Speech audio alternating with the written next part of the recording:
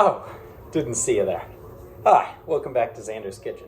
Today we are going to be cooking one of my favorite, that's a lie, I've never had this before, but I'm going to try making it because my mom always tells me to, cannoli. Now, cannoli is very interesting as we do not know who actually invented it.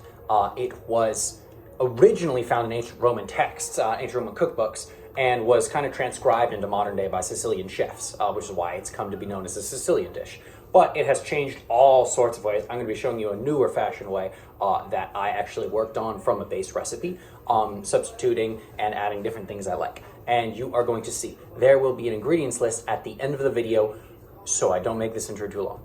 Let's get to it making the shells. So first, what we're going to have to do is sift this butter into our flour, sugar, and salt mixture. I accidentally already started doing it before filming. We'll not make that mistake again. Basically what we're doing is breaking up all these little butter pieces into tiny little butter pebbles. All right, so now what we're gonna need to do is separate a yolk in this egg and add in half a cup of water. Now, I am not good at separating yolks, but we're going to do,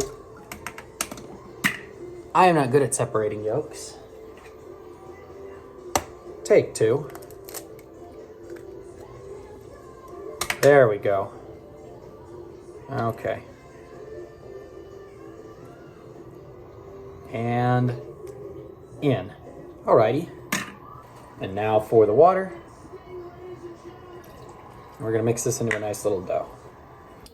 And now we are going to put our little dough ball into a bit of saran wrap here and let it rest in the fridge.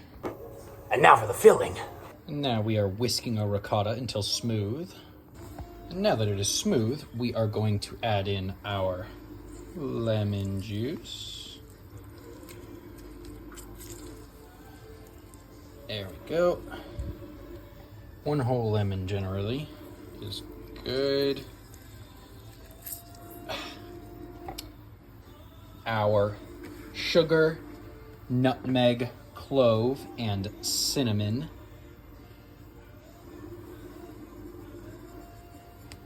As well as a small amount of vanilla extract, just a bit. We're gonna whisk that to blend it.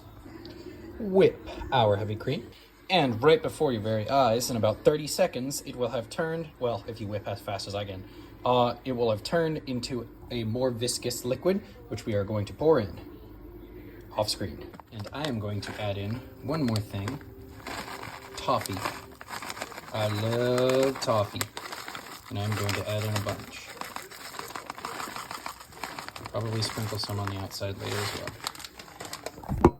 Now, I don't know how much of this I'm going to include, but on a lightly floured work surface, we're going to roll out our dough. Wonderful. And now that we have this rolled out to about 1/8 of an inch thick, we are going to take our ramekin here that I'm using for a mold, press it down, and get a nice slice of cannoli out of there. Come on, come on, come on, come on. Yes! And we're going to wrap it around my makeshift cannoli mold.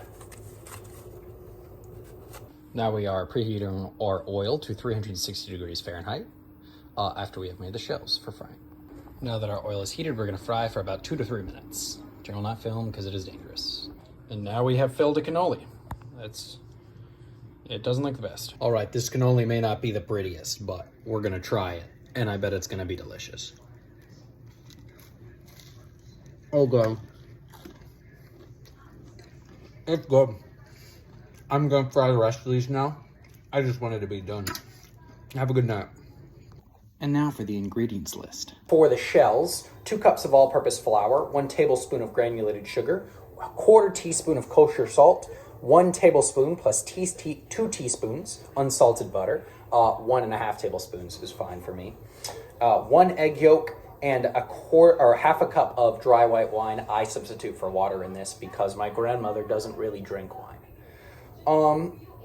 Next up, we have the filling. For the filling, you're going to need 2 cups of ricotta cheese, preferably whole milk as it has more flavor, but you can do part skim. I won't tell anyone. Next, you're going to need 3/4 of a cup of powdered sugar, 1 teaspoon of ground cinnamon, 1/4 teaspoon of allspice, 1/4 cup of heavy cream, 1/4 cup of small semi-sweet chocolate chips, which I substitute for toffee because it's tastier to me. 1 lemon for its juice, 1 quart of canola oil for the frying. You can trade out for vegetable oil or peanut oil, any oil that withstands a high smoke point.